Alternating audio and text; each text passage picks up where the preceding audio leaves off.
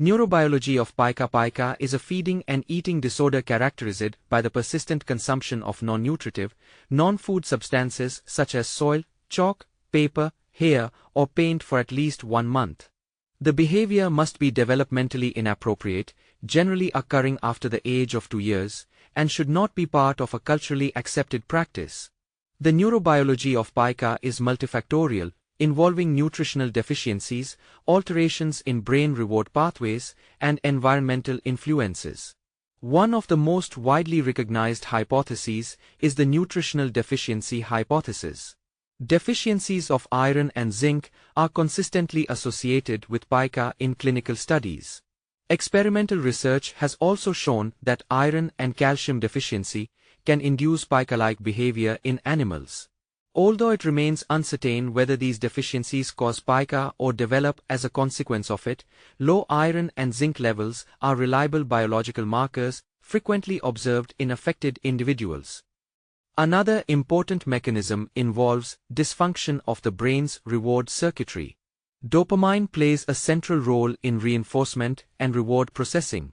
Some researchers suggest that pica may represent a form of reward deficiency syndrome, where the ingestion of non-food substances provides abnormal sensory reward or relieves emotional distress. Genetic factors may also contribute. Variations such as the TUC1A1 allele of the DRD2 gene have been linked to impulsive and compulsive behaviors, potentially increasing the rewarding value of non-food substances. The nucleus accumbens, often referred to as the brain's pleasure center, reinforces these behaviors through dopamine-mediated reward pathways. Developmental and environmental factors are equally important. In individuals with autism spectrum disorder or intellectual disability, pica may function as a self-soothing behavior or provide oral sensory stimulation that reduces internal tension.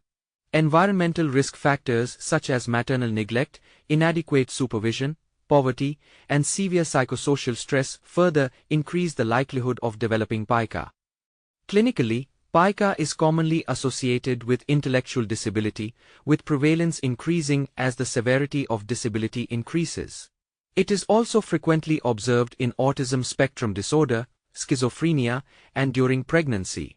The condition can result in serious medical complications, including lead poisoning from paint ingestion, intestinal obstruction caused by trichobezoars formed from swallowed hair, parasitic and bacterial infections such as toxoplasmosis, and severe iron deficiency anemia.